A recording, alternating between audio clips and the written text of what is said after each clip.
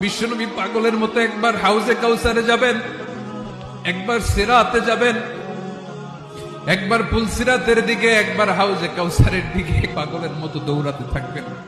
তার কোন গুনাহগার উম্মত যাতে জাহান্নামে ঢুকে না যায়, সেদিন কেউ সুপারিশ করতে পারবে না বিশ্বনবী ছাড়া।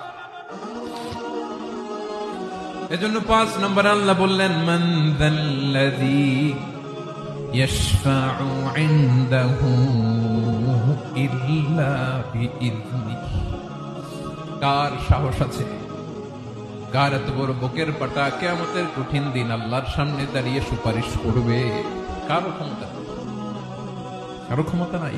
বিশ্বনবী সেদিন সিজদায় পড়ে উম্মতের জন্য কাঁদবেন, সবাই কাঁদবে, নফসি নফসি, আল্লাহ আমারে বাঁচাও, আল্লাহ আমারে বাঁচাও। বিশ্বনবী বলবেন, উম্মতি উম্মতি।